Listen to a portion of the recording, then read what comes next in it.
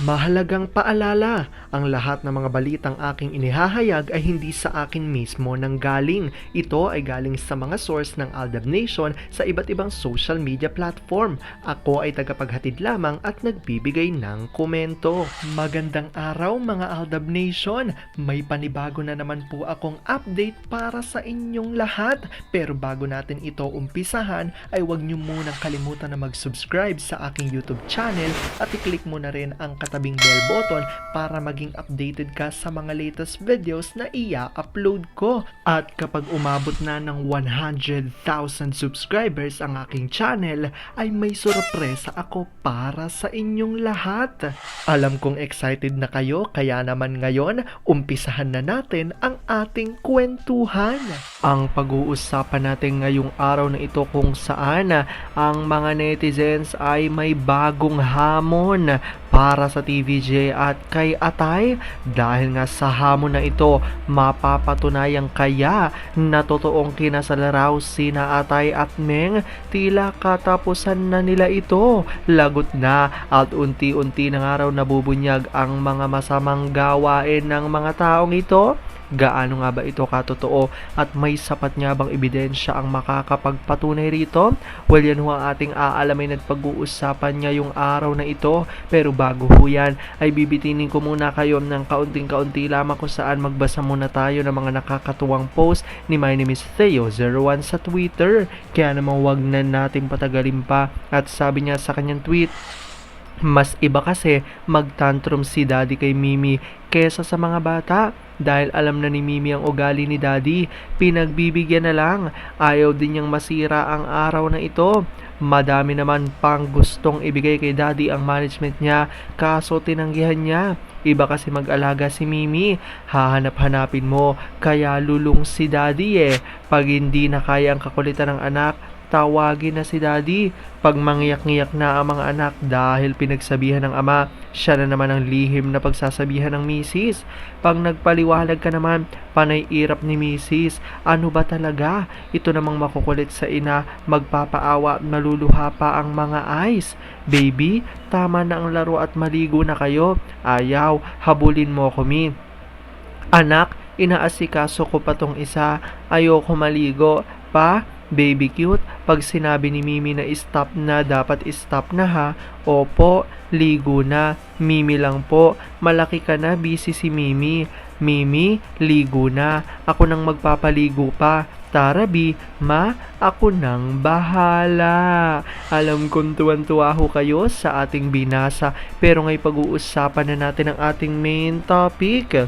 Oops! Wait lang, saglit lang to. May ipapaalala lang ako para sa mga bago pa lang sa aking channel. Huwag niyong kalimutan na mag-subscribe sa aking YouTube channel at i-click niyo na rin ang notification bell para lagi kayong updated sa mga latest videos na i-upload ko at para maging parte na rin kayo ng aking Fanatics channel family. Well, alam kong super excited na kayo sa ating kwentuhan, kaya naman dumako na tayo sa ating main topic.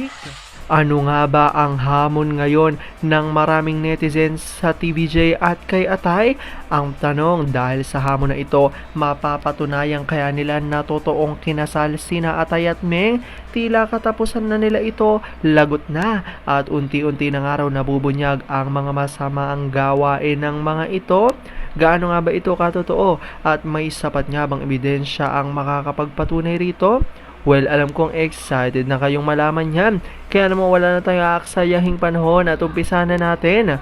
Unang-una na nga dyan, galing sa tweet ni Vampire 2019 at sabi niya rito, naaalala ko ang mga episode ng KS sa Eat Bulaga.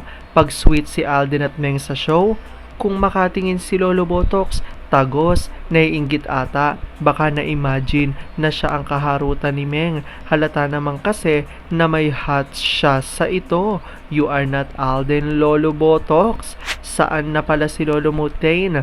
Kahit tahimik yon, matinik din yon sa chicks. May chika noon na ang co-host nila isang retokado, escabeche niya yon. Yan ang sabi sa akin ni Madam Au. At yung isa na naghahari-harian sa EB dati nag-escabeche niya din. Grabe itong si Madam Au. Ang daming alam. sabi sa akin sa totoong buhay, itong besties ito ni Joanna, pareho ang mga circle of friends nila. Dinig ko, mas maputak pa ito sa asawa niya ngayon. Magaling siyang mangurot, Aldab pa rin. At galing naman dito kay Fatima May for Maychard, nakakahiya siya, tanda-tanda na, hindi na nahiya sa mga anak at mga apo. Aldab pa rin.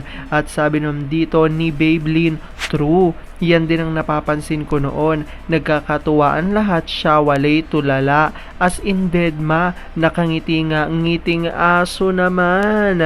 At ito naman, ang inilabas nga na statement ni Vampire 2019 at sabi niya rito, since pinipilit ng Tito Vic and Joey na kasal na sina Atayde Arjo at Maine Mendoza, ngayon ang challenge ko kay Atayde is mag-file siya ng SALN na married na siya at i-declare ang ari-arian nila ni Maine or Maine kasama ang branches ng McDo sa Bulacan at bahay sa QC at patunayan ng TVJ na hindi fake news ang pinipilit nila. Let's see! Ayan nga ang hamon ng isang Aldab Nation kung saan kung totoong araw kinasala sina Atay at Nengay ay kailangan nga raw itong mapatunayan ng TVJ pati na ni Atay ayon yan sa ilang mga Aldab Nation.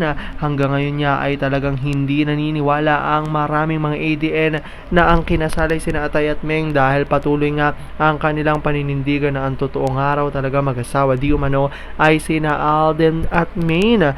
Alam kong dahil dito marami talaga sa inyo hanggang ngayon ay patuloy na kumakapit at naninindigan na Aldab nature is real. Pero sabi nga natin na kahit na ano paman ang maging desisyon ni na Alden at Ming sa kanilang buhay karera at buhay pag-ibig ay kailangan natin silang suportahan at kailangan natin itong tanggapin ng buong buo dahil yun ang kanilang deserve. At yan nga ang aking update for today's video. Maraming salamat sa panonood at pagtapos sa videong ito.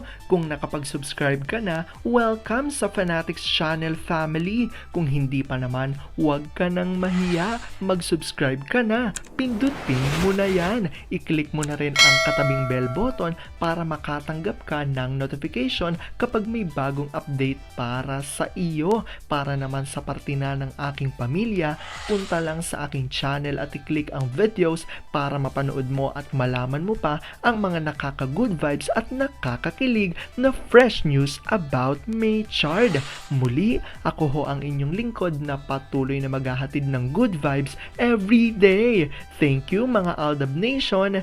Ingat!